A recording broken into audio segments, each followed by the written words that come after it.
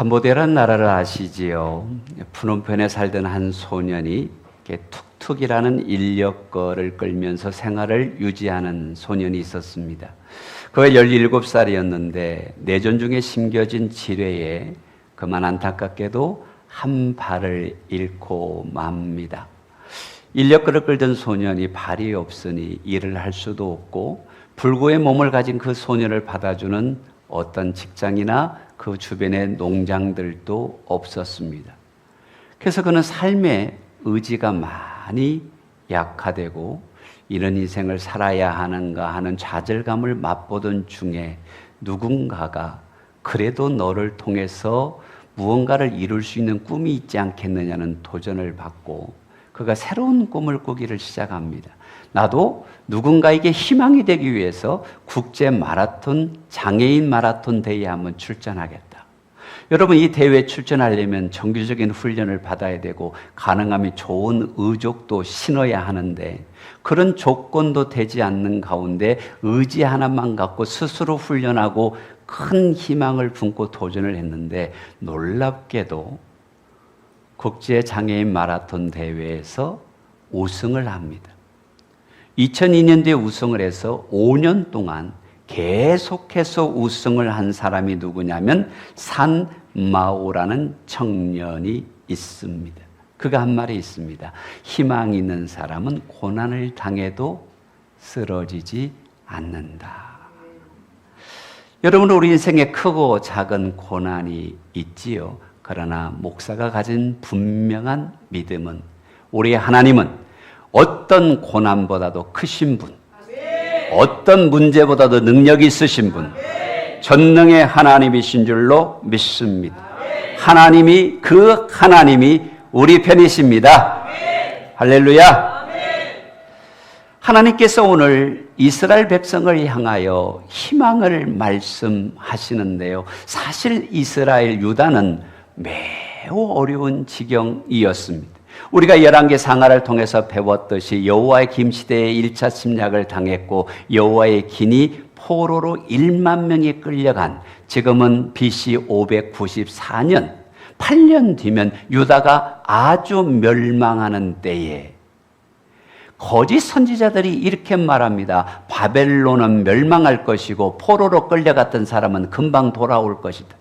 근데 하나님의 말씀이 에레미야에게 임하여 이야기합니다. 1절에 있는 말씀입니다. 아니다. 유다는 죄로 말미암아 멸망할 것이고 2절 이하를 보면 너희는 거기서 털을 내리고 자녀를 낳고 번성하고 회개하여 하나님 앞에 바로 서 있으면 하나님의 때가 되면 하나님이 너희를 다시 부를 것이다. 이렇게 말씀하고 있는 것을 보게 됩니다.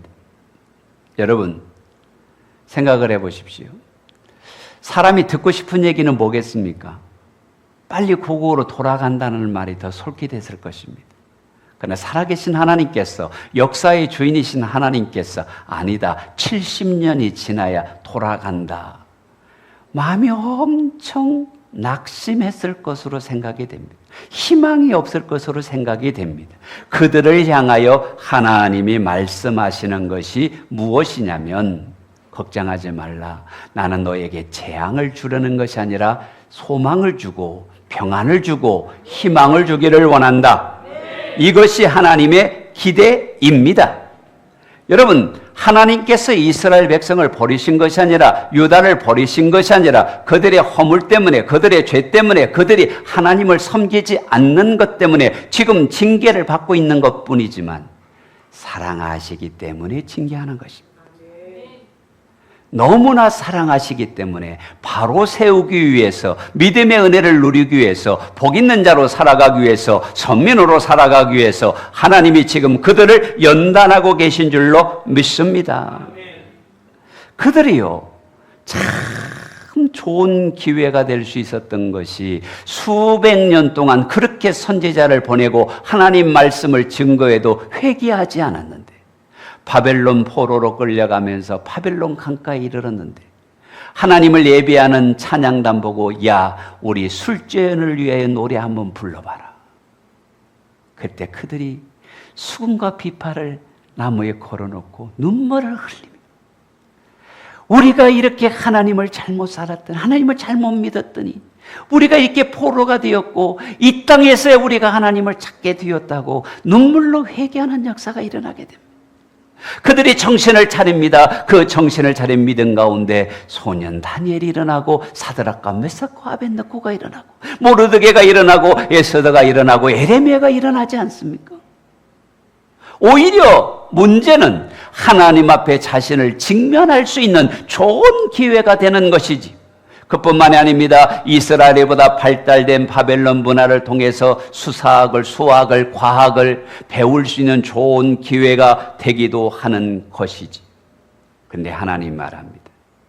나는 재앙이 아니다. 너에게 평안을 주겠다. 여러분, 우리는 첫 번째로 기억해야 될 말씀이 있습니다. 하나님을 기대하라는 것입니다. 우리의 문제를 보지 마시고 우리의 어려움을 보지 마시고 유다의 포로 생활을 보지 마시고 그들을 향한 하나님의 기대를 보십시오. 21절에 있는 말씀입니다. 여호와의 말씀이니라. 너희를 향한 나의 생각을 내가 아나니 평안이요 재앙이 아니니라. 너희에게 미래와 희망을 주는 것이니라. 하나님은 평안 주기를 원하시고 미래를 열어주기를 원하시고 희망을 주기를 원하는 분이 우리 하나님이신 줄로 믿습니다.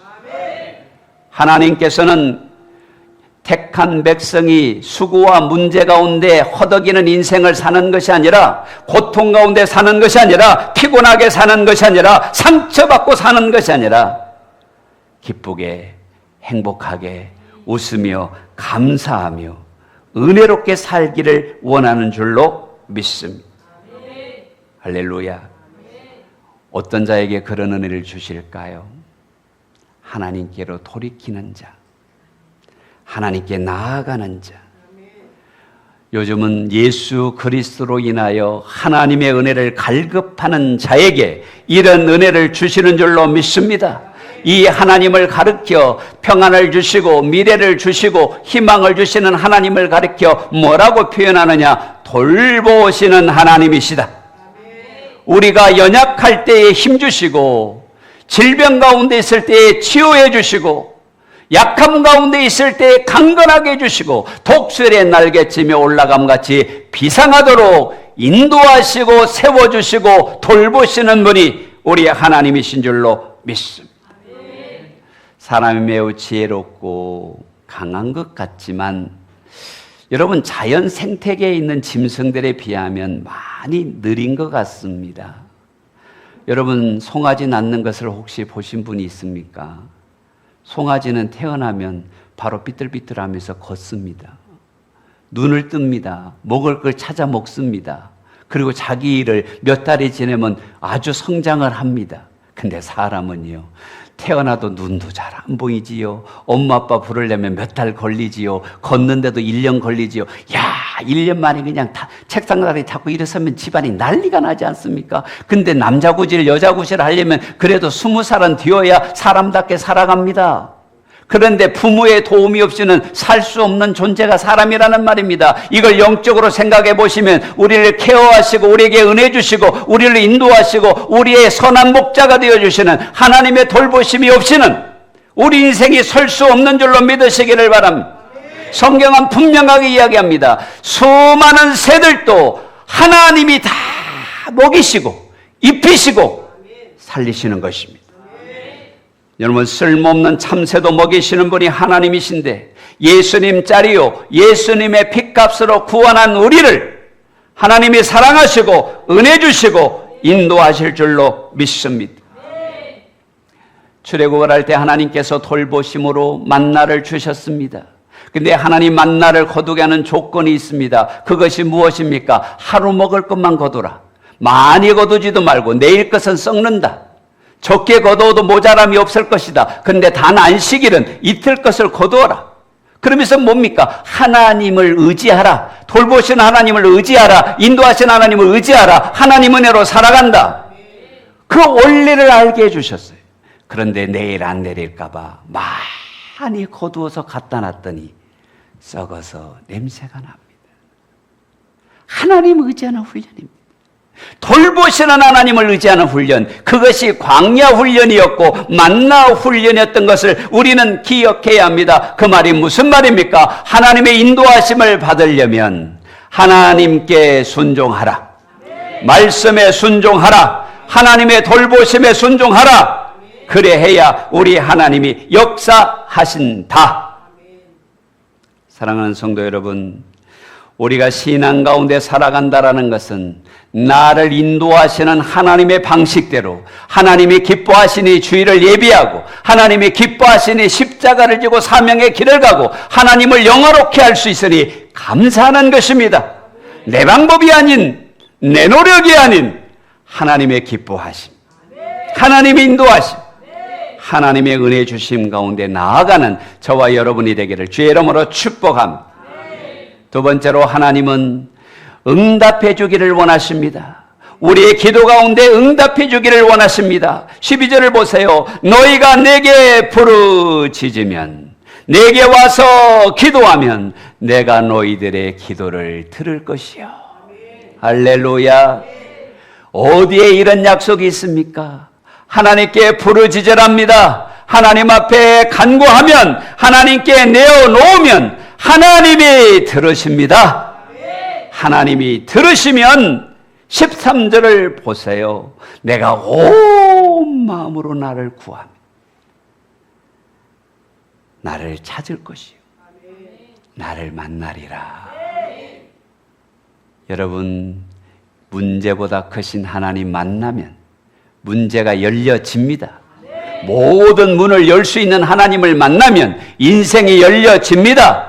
하늘 문을 여시면 닫을 자가 없는 권세를 가지신 하나님이 인생을 열어주시면 모든 문제가 형통합니다. 그래서 말합니다. 구하라, 기도하라, 찾으라. 우리는 기도하는 일을 당연하게 생각하지만 또 너무 당연해서 집중하지 못하는 성도들도 많이 있습니다. 그런데 어쩌면 기도는 나무를 심어서 열매를 거두는 일인 것 같습니다. 그런데 하늘정원에 2그루의 포도나무를 심었습니다. 캠벨 포도를 심었는데요, 이것은 꽃이 핀 상태로 왔어요. 지금 포도가 주렁주렁 열려 있습니다. 또 하나는 마이하트라는 아주 달콤한 포도를 심었습니다. 근데 얘는 올 때 가지만 앙상하게 왔는데 지금까지 잎이 요만큼 나서 꽃도 안 피고 열매도 안 피고, 전문가한테 물어봤더니 포도가 꽃을 피려고 열매를 맺으려면 3년 정도 걸립니다. 여러분, 그렇지 않습니까? 사과나무를 심어도 3년은 걸리고, 우리 비파나무를 심었는데 열매를 거두는데 3년이 걸렸습니다. 무슨 말입니까? 그런데 때가 되면요, 나무가 무성해져가지고.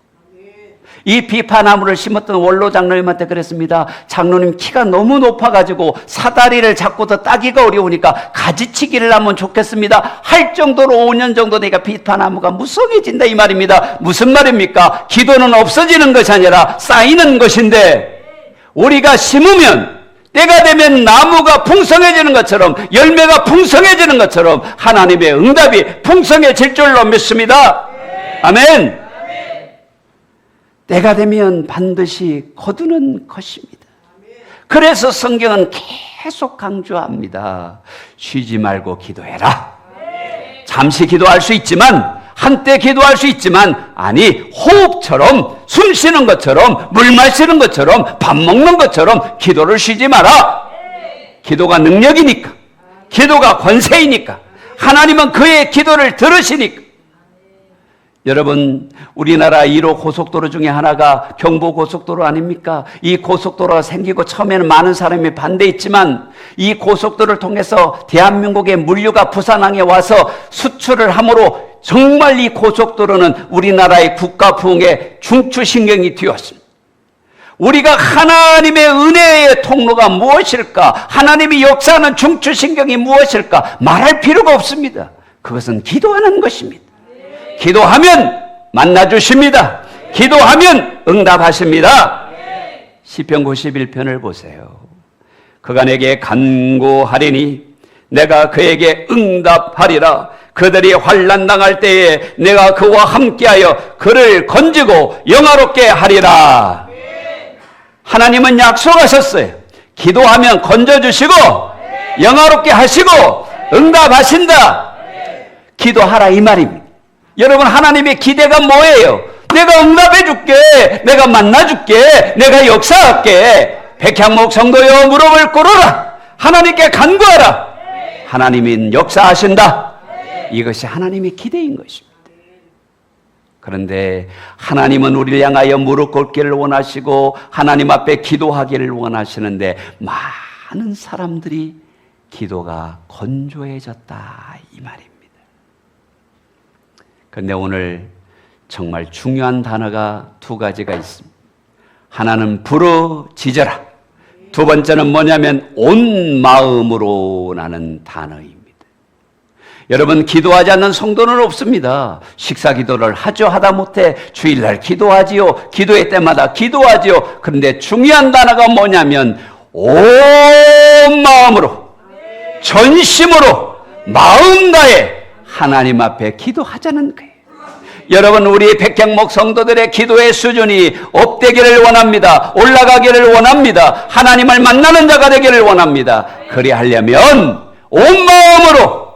두 번째 단어가 무엇입니까? 부르짖어라. 주님의 교회가 기도가 깊어지고 있습니다. 부르짖는 기도가 더하고 있습니다. 저는 하나님 언제 터치하셔서 강력한 하나님의 역사들을 경험할지 기대가 됩니다. 여러분, 하나님의 약속이에요. 온 마음으로 부르짖으면 만나 주시고 역사하시고 응답하십니다. 이 하나님의 기대에 부응하기 위하여 우리는 기도하는 자로 살아갑시다. 열심히 기도하는 자로 살아갑시다. 할렐루야. 여러분, 사도 바울이 빌립보 감옥에 있을 때 찬양할 조건이 아닙니다. 감사할 조건이 아닙니다. 그런데 그들은 그곳에서 기도했더니 옥문이 열렸잖아요. 얼마나 온 마음으로 기도했겠냐 이 말입니다. 우리가 이 마음을 배워야 합니다. 그냥 기도하는 거 많지요. 기도하는 사람 많습니다. 근데 하늘 보좌를 움직이도록, 하나님을 움직이도록 마음 다해서 간절히 부르짖어 기도하면 하나님이 역사합니다. 예수님의 모범이 뭡니까? 감람산에서 얼마나 뜨겁게 기도했는지. 물과 피를 흘리면서 주님이 생명 걸고 온 마음 다해 기도했던 것을 우리는 기억할 필요가 있습니다. 여러분, 엘리야를 생각해 보십시오. 갈멜산에서 850명과 겨루면서 그들이 칼로 자해를 하면서 자기의 신을 부르지만 그는 머리를 무릎 사이에 묶고 살아계신 하나님, 만왕의 왕이신 하나님, 이곳에 살아계신 하나님을 보여주시되 불을 내려 주시옵소서, 비를 내려 주시옵소서. 그렇게 기도할 때 하나님이 역사하셨잖아요. 하나님은 살아계십니다. 응답하시는 하나님을 경험하려면 나의 자세에 달려있다. 온 마음으로 부르짖어 하나님 만나십시다. 세 번째로, 하나님은 언약을 이루시는 분이십니다. 약속하신 것은 반드시 이루시는 분입니다. 목회를 하다 보면요, 참 정금같이 정확하게 시간 맞고 금처럼 빛나는 신앙인도 있는가 하면 가끔은 이렇게 좀 풍선 같아서 어디로 날아갈지, 리아카 같아서 끌지 않으면 움직이지 않는 신자들도 보거든요. 사람이기 때문에 목회자도 실수할 수 있거든요. 그런데 성경에서 하나님은 이렇게 말씀합니다. 미쁘신 하나님, 신실하신 하나님, 아침에 해가 떠서 저녁에 지는 것처럼 변함이 없으시는 하나님, 하신 말씀을 반드시 이루시는 하나님, 언약을 지키시는 하나님, 언약의 하나님 믿으십니까? 그 하나님이 10절에 선포합니다. 여호와께서 이와 같이 말씀하시니라. 바벨론에서 70년이 차면 내가 너희를 돌보고 나의 선한 말을 너희에게 성취하여 너희를 이곳으로 돌아오게 하리라. 돌아오게 하리라. 여호와께서 말씀하시느니라. 하나님은 하신 말씀을 이루십니다. 지키십니다. 역사할 힘이 있습니다. 돌아오게 하리라. 그 말씀이 이루어진 줄로 믿으시면 아멘. 믿으시면 아멘. 하나님의 약속은 이루어집니다. 주 예수를 믿으라. 그러면 너와 내 집이 구원을 얻으리라. 구원을 받습니다. 예수님을 믿으면 너희가 내 안에 거하고 내 말이 너희 안에 거하면 무엇은 네 원한 대로 구하라. 그러면 다 이루리라. 약속하셨습니다. 14절을 우리 한번 같이 읽어보겠습니다. 이것은 여호와의 말씀이니라. 나는 너희들을 만날 것이며 너희를 포로된 중에서 다시 돌아오게 하되 내가 쫓아보내었던 나라들과 모든 곳에서 모아 사로잡혀 떠났던 그곳으로 돌아오게 하리라. 이것은 여호와의 말씀이니라. 거짓 선지자들이 2년 만에 회복된다, 바벨론이 멸망하다, 아니다. 너희가 70년 동안 깨닫고 회개하고 하나님을 붙들면 내가 약속한다. 여호와의 말씀이니라. 돌아오리라. 돌아오리라. 하나님의 말씀은 이루어지는 줄로 믿습니다. 그런데 가끔 신앙생활 하다 보면 이 살아계신 하나님이 의심스러울 때가 있거든요. 그것은 홍해를 경험했던 이스라엘 백성도 마찬가지입니다. 뒤에는 애굽의 군대가 쫓아오고 앞에는 홍해가 있는데 진퇴양난의 위기에 빠졌을 때 믿음을 가진 모세가 선언한 말이 있습니다. 걱정하지 마라. 염려하지 마라. 우리를 여기까지 인도하신 분은 하나님이시니 너희는 가만히 서서 하나님이 하시는 일을 봐라. 문제보다 크신 분이 하나님이시다. 여러분 출애굽기 14장을 읽어봅시다. 모세가 그 백성에게 이르되 너희는 두려워하지 말고 가만히 서서 여호와께서 오늘 너희를 위하여 행하시는 구원을 보라. 우리는 하나님을 감동시키기만 하면, 우리의 믿음이 하나님께 상달되기만 하면, 우리의 간절한 온 마음으로 부르짖는 기도가 하나님의 마음을 움직이기만 하면, 하늘 보좌를 움직이시는 하나님이, 이 세상의 주권자이신 하나님이 홍해를 가르시고 만나를 주시고 이스라엘 백성을 돌아오게 하십니다. 살아계신 하나님, 약속을 이루시는 하나님을 신뢰하세요. 우리나라에 좋은 대학병원이 많이 있는데 그 중에 하나가 세브란스 병원입니다. 이 병원이 세워질 때에 이루어진 하나님의 약속을 보면 참 짜릿할 정도로 큰 은혜를 받게 됩니다. 우리나라의 초기 선교사였던 에비슨 선교사님이 6년 만에 건강이 너무 악화돼서 고국으로 돌아가게 됩니다. 그가 하나님 앞에 대한민국, 그 당시는 조선이지요. 조선을 위해 기도하면서 하나님 그곳에서 병든 자들을 치료할 수 있는 병원이 있으면 좋겠습니다라는 그 간절한 기도 가운데 하나님이 일하실 거라는 확신이 들었습니다. 그래서 고든이라는 분에게 무료로 설계도를 받고 그가 카네기 홀에서 하나님의 비전을 선포하는 데에 한 분이 그 비전을 듣고 감동을 받았습니다. 제가 그 비용을 대겠습니다. 식사의 자리에서 이분을 만났는데 그분의 이름이 세브란스였습니다. 에베손 선교사님이 이야기를 합니다. 저는 1년 반 동안 저 약한 땅, 조선 땅에 현대식 병원이 세워지기를, 이를 후원할 자를 하나님이 붙여주기를, 하나님이 일하시기를, 하나님이 역사하신다고 약속하셨는데 기도해 왔는데 당신을 하나님이 쓰시는 것 같습니다. 근데 세브란스가 놀라운 화답을 했습니다. 저는 지난 1년 동안 하나님이 주신 마음으로 병원을 지어야 되겠다는 감동을 받아 했는데 이것을 어디에 지어야 할지 몰라서 기도하는 중에 오늘 강연을 듣고 하나님이 저에게 주신 소명이 조선 땅인 것을 깨달았습니다. 같이 한번 읽어보세요. 나는 결국 당신과 내가 하나님의 인도를 받았음이 명백한 것으로 믿습니다. 놀랍지 않습니까? 믿음을 갖고 비전을 갖고 하나님의 약속을 믿고 기도했더니 하나님께서 다 예비하셔서 동일한 비전을 가진 자를 사용하셔서 그의 이름을 기념하여 세브란스 병원을 세우신 것입니다. 그것이 1902년 9월에 이루어진 사건입니다. 하나님은 살아계십니다. 믿음의 사람을 들어 쓰십니다.